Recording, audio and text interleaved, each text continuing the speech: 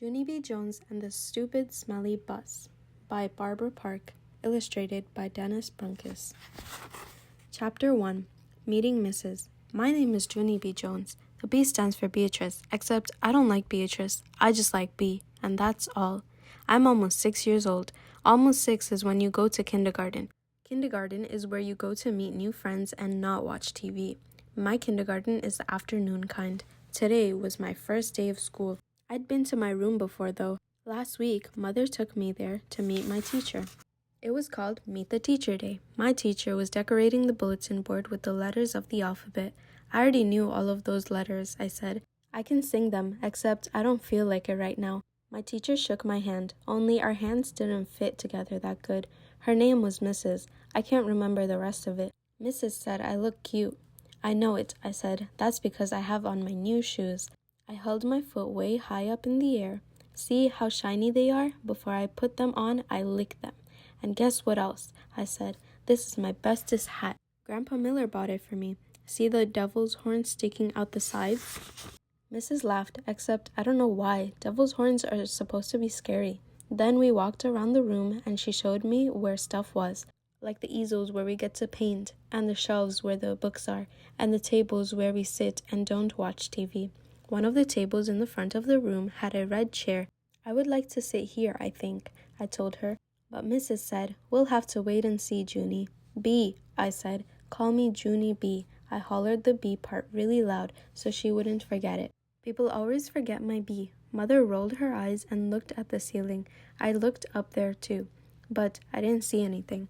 Are you going to ride the bus, Junie B? Mrs. asked me. I made my shoulders go up and down. I don't know. Where's it going to? My mother nodded her head and said, yes, she'll be riding the bus. That made me feel scary inside, 'cause I never rided on a bus before. Yeah, only where's it going to? I asked again. Mrs. sat on her desk.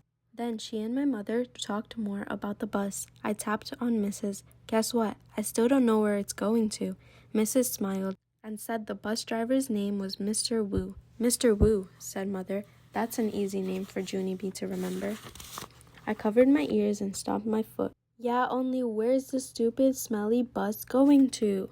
Mother and Mrs. frowned. Frown is when your eyebrows look grumpy. Watch yourself, Missy, said Mother. Missy's my name when I'm in trouble. I looked down at my shoes. They didn't look as shiny as they did before. Just then another mother and a boy came in, and Mrs. went off to talk to them instead of me. I didn't know why, though. The boy was hiding behind his mother and acting very babyish. I can beat that boy up, I think. After that, my mother sat me down and explained about the bus. And it stops at the end of my street. Then I get on it and sit down and it takes me to school. And then your teachers will meet you in the parking lot, said Mother. Okay, Junie B, won't that be fun? I nodded the word yes, but inside my head, I said the word no. Chapter 2. Feeling queasy. I stayed scared about the bus for a whole week, and last night, when my mother tucked me into bed, I still felt sickish about it. Guess what? I said. I don't think I want to ride that school bus to kindergarten tomorrow. Then my mother rumpled my hair. Oh, sure you do, she said. Oh, sure I don't, I said back. Then Mother kissed me and said, it'll be fun, you'll see. Just don't worry. I did, though. I worried very much, and I didn't sleep so good either. And this morning I felt very droopy when I got up. And my stomach was squeezy and I couldn't eat my cereal. And so I watched TV until Mother said it was time to get ready to go. Then I put on my skirt that looked like velvet and my new fuzzy pink sweater. And I ate half a tuna sandwich for lunch. After that, Mother and I walked to the corner to wait for the bus. And guess what? There was another mother and a little girl there too. The little girl had curly black hair, which is my favorite kind of hair. I didn't say hello to her though, 'cause she was from a different street, that's why. Then finally, this big yellow bus came around the corner, and the brakes screeched very loud, and I had to cover my ears. Then the door opened, and the bus driver said, Hi, I'm Mr. Wu, hop on. Except I didn't hop on, 'cause my leg didn't want to. I don't think I want to ride this bus to kindergarten, I told Mother again. Then she gave me a little push. Go on, Junie B, she said. Mr. Wu is waiting for you. Be a big girl and get on. I looked up at the windows. The little girl with the curly hair was already in the bus. She looked very big sitting up there. and kind of happy. Look how big that little girl is acting, Junie B, said Mother. Why don't you sit right next to her? It'll be fun, I promise. And so I got on the bus, and guess what? It wasn't fun. Chapter 3. The Stupid Smelly Bus. The bus wasn't like my daddy's car at all. It was very big inside, and the seats didn't have any cloth on them. The little curly girl was sitting near the front, and so I tapped on her. Guess what? I said. Mother said for me to sit here.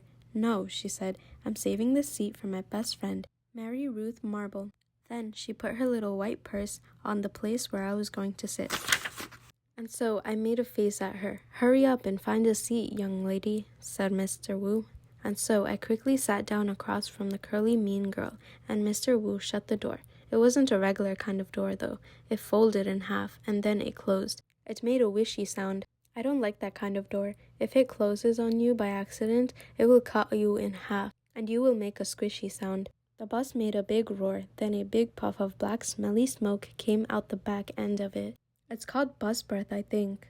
Mr. Wu drove for a while, then the brakes made that loud screechy sound again. I covered my ears so it couldn't get inside my head. 'Cause if loud screechy noises get inside your head, you have to take an aspirin. I saw that on a TV commercial. Then the bus door opened again, and a dad and a boy with a grouchy face got on. The dad smiled. Then he plopped the grouchy boy right next to me. This is Jim, he said. I'm afraid Jim isn't too happy this afternoon. The dad kissed the boy goodbye, but the boy wiped it off his cheek. Jim had on a backpack. It was blue. I love backpacks. I wish I had one of my very own. One time I found a red one in a trash can, but it had a little bit of gushy on it, and Mother said no. Jim's backpack had lots of zippers. I touched each one of them. 1, 2, 3, 4, I counted. Then I unzipped one. Hey, don't, yelled Jim. He zipped it right up again. Then he moved to the seat in front of me. I hate that, Jim. After that, the bus kept stopping and starting, and lots of kids kept getting on, loud kids, and some of them were the kind who looked like meanies. Then the bus began getting very noisy and hot inside, and the sun kept shining down on me and my fuzzy, hot sweater. And here's another hot thing. I couldn't roll down my window because it didn't have a handle. And so I just kept on getting hotter and hotter. And it smelled in the bus too. The bus smelled like an egg salad sandwich. I want to get off of here, I said right out loud, but nobody heard me. I hate it in this stupid smelly bus. Then my eyes got a little bit wet. I wasn't crying though, 'cause I'm not a baby, that's why. After that, my nose started running. Only the bus didn't have a glove compartment, which is where you keep the travel tissues, of course, and so I had to wipe my nose on my fuzzy pink sweater sleeve. Then I stayed on the bus for about an hour or 3, until finally I saw a flagpole and a playground. That meant we were at kindergarten. Then Mr. Wu drove the bus into the parking lot and stopped. I jumped up very fast, 'cause all I wanted to do was get off that stupid smelly thing. Only guess what? That Jim pushed right in front of me, and the curly mean girl did too, and other people started squishing me real tight, and so I pushed them away, and they pushed me right back. That's when I fell down, and a big foot stepped on my skirt that looked like velvet. Stop it, I yelled. Then Mr. Wu hollered, hey, hey, hey, and he picked me up and helped me off the bus. Mrs. was waiting for me just like my mother said. Hi, I'm glad to see you, she called. Then I ran over to her and I showed her the big footstep on my skirt that looked like velvet. Yeah, only look what happened. I got stepped on, and so now I'm soiled. Mrs. brushed it. Don't worry, Junie, she said. It'll come off. After that, I just folded my arms and made a frown, 'cause guess what? She forgot my B again. Chapter 4. Me and Lucy and some other kids. Some of the other bus kids turned out to be in my class too. One of them was that Jim. I hate that Jim. Mrs. made us line up. Then we followed her to our room. Its name is Room 9. There were other kids waiting by the door. When Mrs. unlocked it, everyone squeezed in all at once. That Jim stepped on my new shoes. He made a scratch mark on my shiny shoes. The kind of scratch that licking won't fix. Hey, watch it, you dumb Jim, I hollered at him. Mrs. bent down next to me. Let's try to use our quiet voices while we're in school, she said. I nodded nicely. I hate that Jim, I said in my quiet voice. After that, Mrs. clapped her hands together very loud. want everyone to find a chair and sit down as fast as you can," she said. That's when I ran to the table with the red chair. Only, guess what? There was already someone sitting there, a girl with little red fingernails, and so I tapped on her and said, "I would like to sit there, I think." "No," she said, "I am." "Yeah, only I already picked that chair out," I told her. "Ask my mother if you don't believe me." But the girl just shook her head no. And then Mrs. clapped her loud hands again and said, "Please find a seat." And so then I had to quick sit down in a stupid yellow chair, the same stupid color as the stupid yellow bus. After that, Mrs. walked to a big closet in the back of the room. It's called the supply closet. She got out boxes of new pointy crayons and some white circles. Then she passed them out, and we had to print our names on the circles and pin them to our fronts. "If you need help spelling your name, raise your hand," said Mrs. I raised my hand. "I don't need help," I told her. "Grandma Miller says I print beautifully." I used red, but then a mistake happened. I made my Junie too big and there wasn't any room left for my B, and so I had to squish it very tiny at the bottom. "I hate that stupid, dumb circle," I hollered. Mrs. made the sh sound and gave me a new one. "Thank you," I said nicely. "Grandma Miller says I print beautifully." The girl with the little red fingernails was faster than me. She showed me her circle and pointed to her letters. "Lucille. That spells Lucy," she said. "I like that name of Lucy," I said. "'Cause guess why? Seals are my favorite animals, that's why." Then Mrs. passed out drawing paper, and we drew pictures of our family. Mrs. put a happy face sticker on mine. It was really good, except I made my father too tiny and mother's hair long like sticks. After that, Mrs. took our class on a walk around the school. Everyone had to find a buddy to walk with. My buddy was Lucy. We held hands. The boy I can beat up was right in front of us. His buddy was that gym I hate. The first place we walked to is called the Media Center. My mother calls it a library. It's where the books are, and guess what? Books are my favorite thing in the whole world. "Hey, there's a jillion of them in here," I hollered, feeling very excited. "I think I love this place." The librarian bent down next to me. She said to use my quiet voice. "Yeah, only guess what? Right now, I just like that kind of books with pictures, but Mother says when I get big, I'm going to like the kind with just words, and also stewed tomatoes." The boy I can beat up said, "Shh." I made a fist at him. Then he turned around. After that, we went to the cafeteria. The cafeteria is where the kids eat lunch, except not when you're in kindergarten.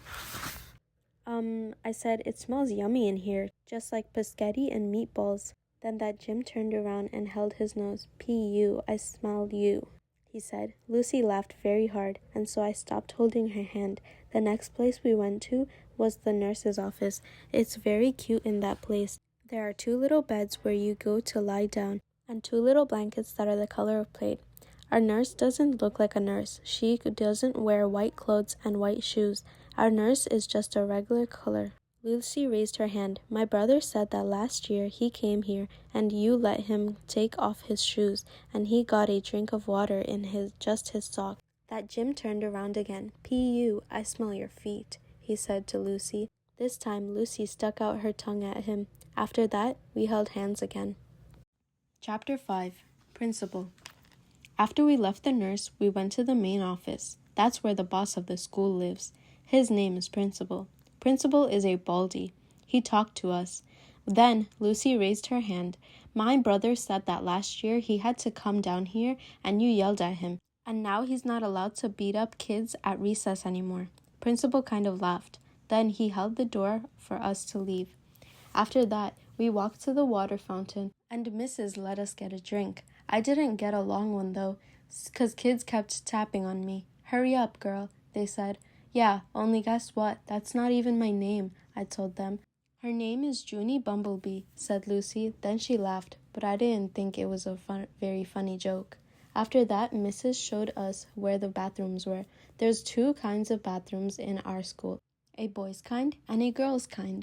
I can't go in the boys' kind, though, 'cause no girls allowed. That's why. I tried to peek my head in there, but Mrs. snapped her fingers at me.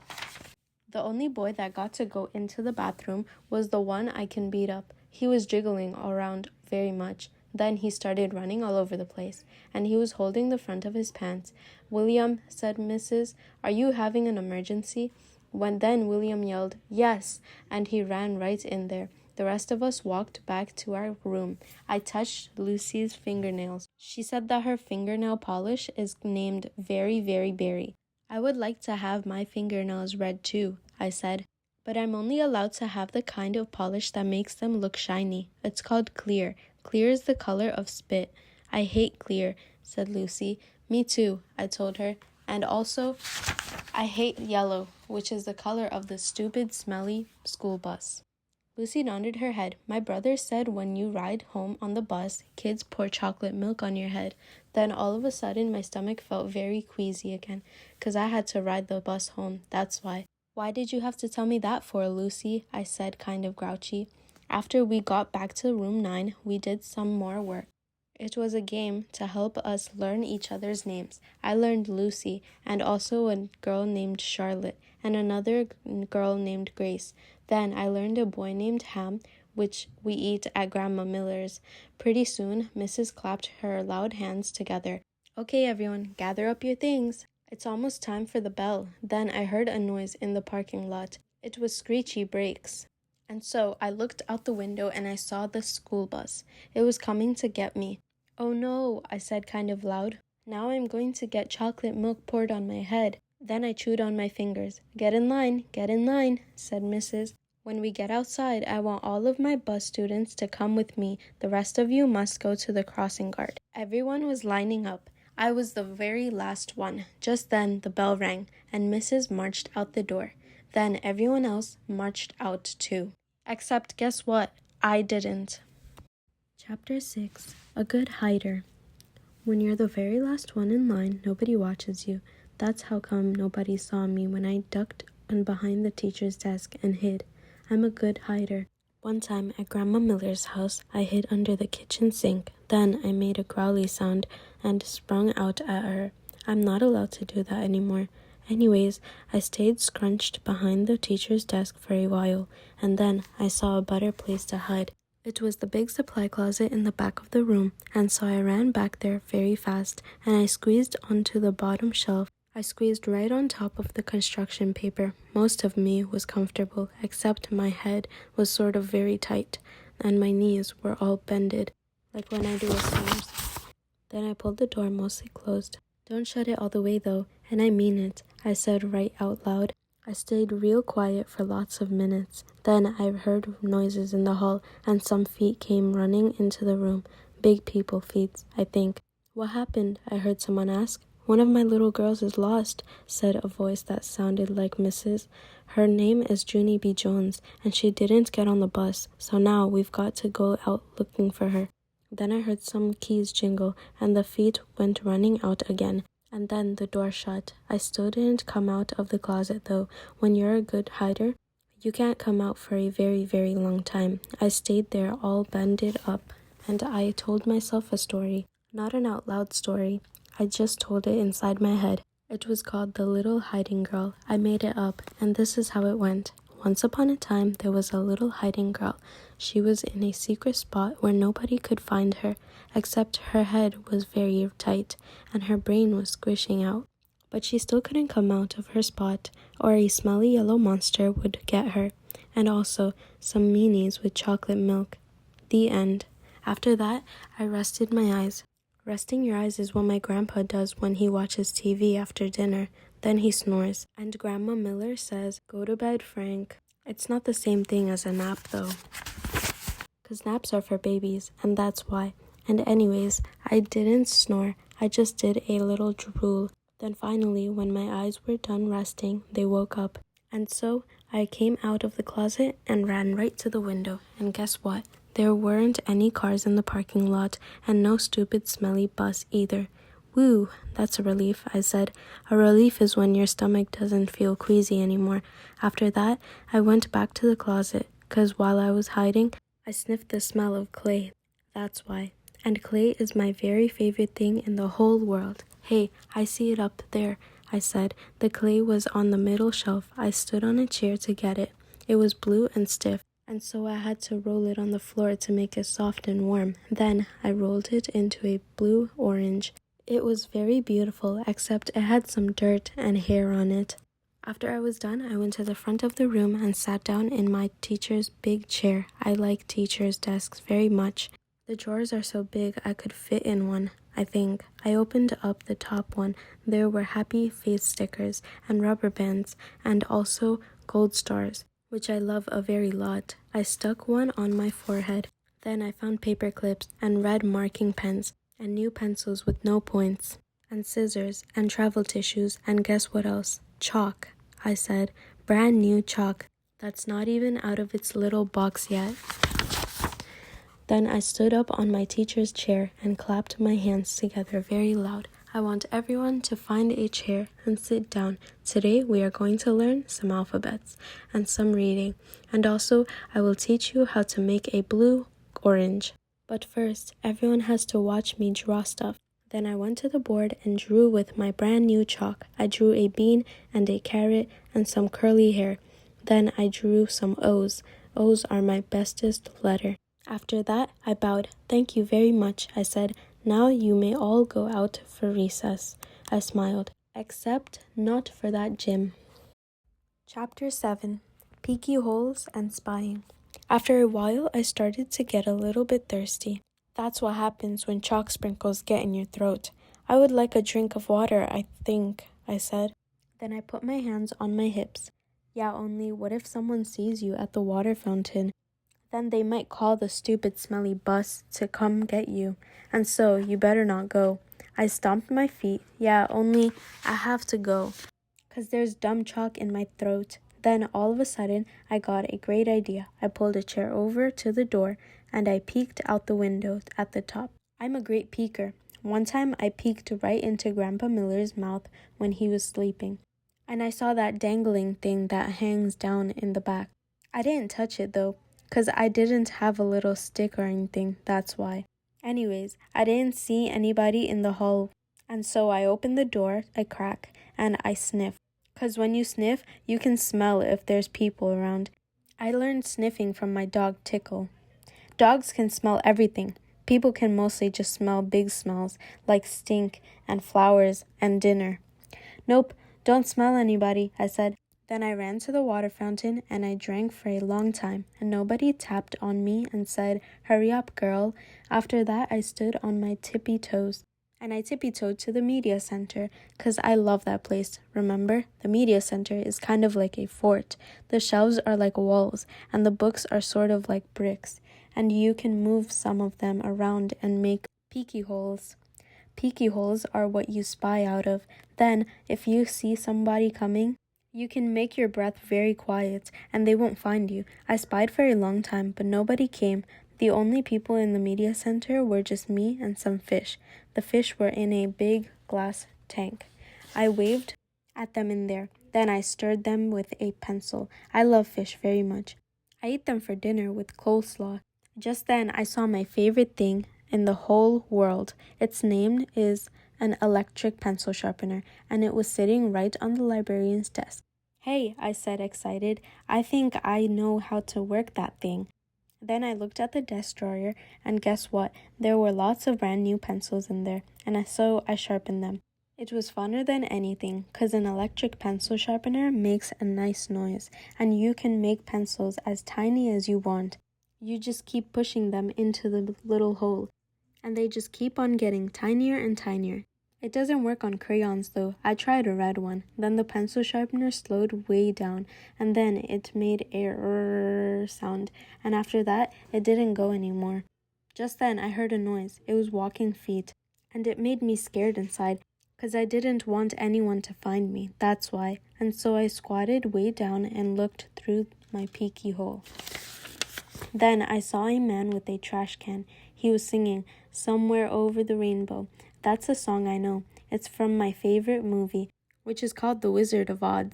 The man with the can didn't see me. He walked down the hall, then I heard him go outside. I stayed squatted down for a long time, but he never came back. "Whew, that was a close one," I said. And so then I ran to find a better place to hide.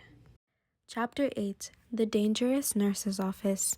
Guess where I ran to? Straight to the nurse's office, of course, 'cause there's those little plaid blankets to hide under. There's other neat stuff in there too, like a scale to weigh yourself, a sign with a giant E and other letters. The nurse uses the sign to test your eyes. She points to the letters and you have to yell out their names. You have to yell the E the loudest. That's how come it's so big. And guess what else I saw in the nurse's office? Band-Aids, that's what. I love those guys. They were on top of the desk, and so I opened the lid and sniffed them. I said, 'cause Band-Aids smelled just like a brand new beach ball. Then I dumped them out. They were the most prettiest Band-Aids I've ever seen. They were red and blue and green, and also yellow, which is the color I hate. And they were different shapes too. There were squares and circles, and some were that very long kind, which are called tangles, I think. I put a green circle on my knee. That's where I fell down on the sidewalk last week. It's mostly all better now, but if I press it very hard with my thumb, I can still make it hurt. After that, I put a blue tangle on my finger. That's where I got a splinter from the picnic table. Mother pulled it out with tweezers, but there's still some table in there, I think. Also, I put a red square on my arm. That's where Tickle scratched me, because I got him all wound up. Just then, I saw the nurse's purple sweater. It was hanging on her chair. I put it on. Now I'm the nurse, I said. Then I sat down, and I pretended to call the hospital. Hello, hospital? It's me, the nurse. I need some more Band-Aids, and some aspirins, and some cherry cough drops. Only not the kind that makes your mouth feel freezy, and I need some lollipops for when kids get needles. And also, I need a little stick or something in case I have to touch that dangly thing that hangs down in your throat. Then I pretended to call room 9. Hello, Mrs.? Please send that Jim to my office. I have to give him a shot. Just then, I saw my favorite thing in the whole world. They were near the door, and their name is clutches.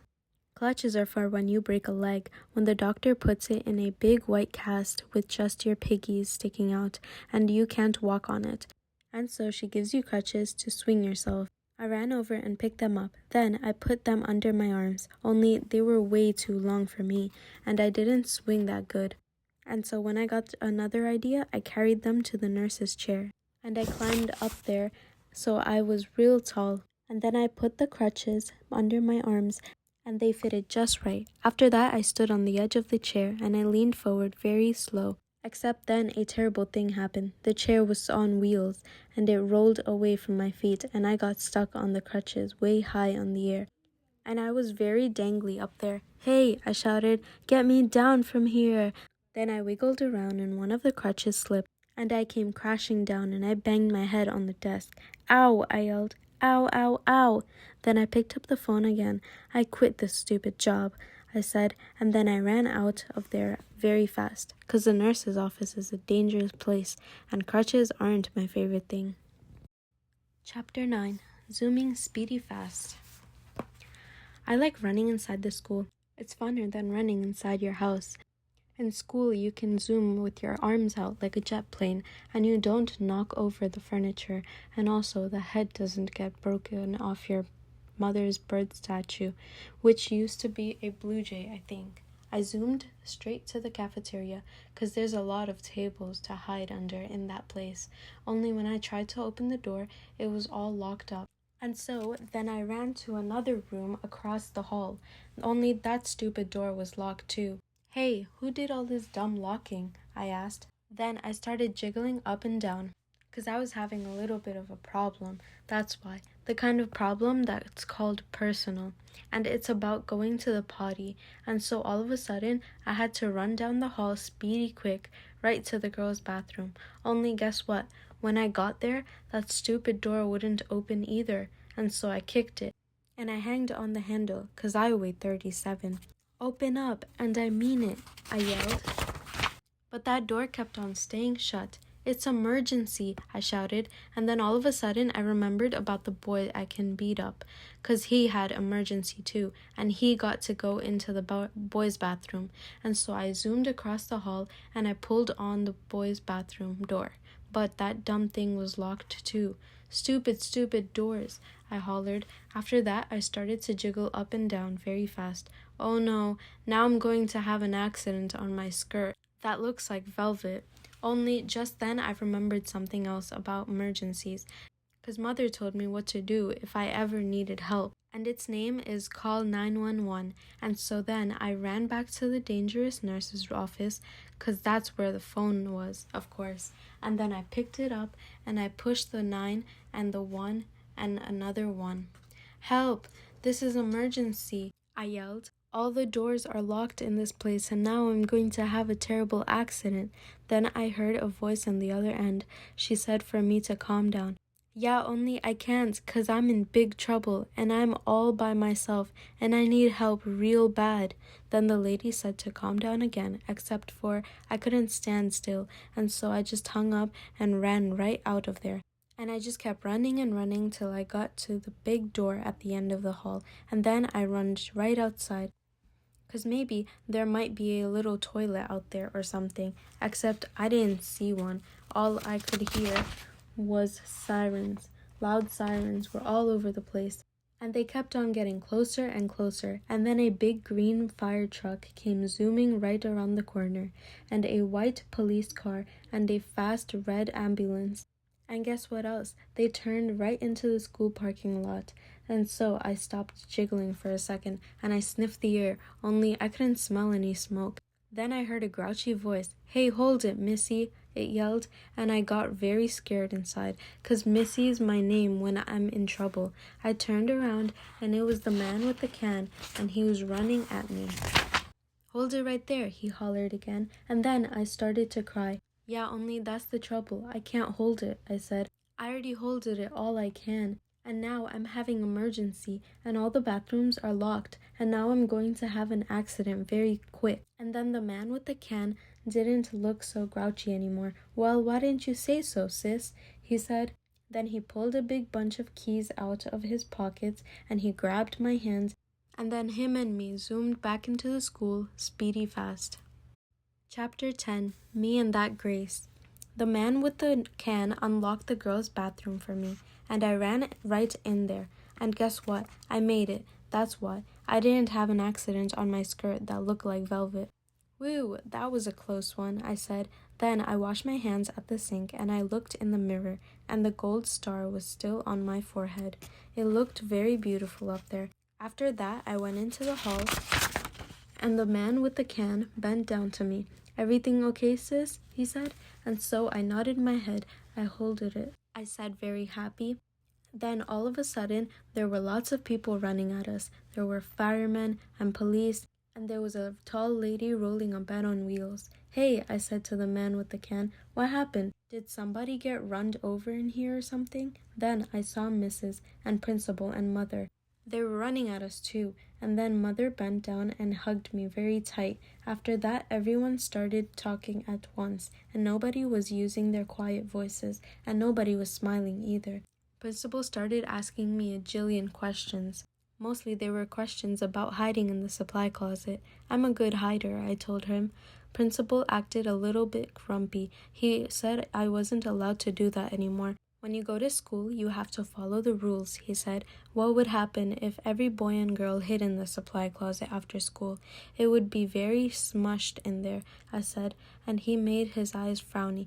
But we wouldn't know where anyone was, would we? He said. Yes, I said, we would all be in the supply closet. Then Principal looked up at the ceiling, and I looked up too, but I didn't see anything again. After that, Mother looked at my Band-Aid. Did you hurt yourself? She asked. And so I told her all about the dangerous nurse's office, and then I showed her the nurse's purple sweater, and she made me give it back. After that, everyone started leaving, the firemen and the policemen, and also the tall lady with the bed. Then finally, my mother got to take me home, and guess what? I didn't have to ride on the stupid smelly bus, except the car wasn't that fun, 'cause Mother was grouchy at me. I'm sorry the bus wasn't fun for you, Junie B, she said. But what you did was very, very wrong. Didn't you see all the commotion you caused? You had a lot of people very scared. Yes, but I didn't want chocolate milk poured on my head, I explained to her. That's not going to happen, growled Mother, and you can't just suddenly decide for yourself not to ride the bus. Hundreds of kids ride buses every day. And if they can do it, you can do it too. Then my eyes got wet again. Yeah, but there's meanies on that thing, I said all sniffly. Then Mother stopped being so growly. What if you had a friend to ride with, she said. Your teacher told me there's a girl in your class who will be riding the bus for the first time tomorrow. Maybe you could sit together. Would you like that? I made my shoulders go up and down. Her name is Grace, said Mother. Grace? I said. Hey, I know that Grace. I learned her today. And so, when we got home, Mother called that Grace's mother. And then they talked, and then me and that Grace talked too. I said hi, and she said hi, and she said she would sit with me. And so, tomorrow I get to take my little red purse on the bus, and I get to put it in the seat next to me, so nobody will sit there. Nobody except for that Grace, of course. And then she and me might get to be buddies, and we can hold hands, just like me and Lucy. I will like that, I think. And guess what else? Tomorrow I think I might like yellow a little bit too.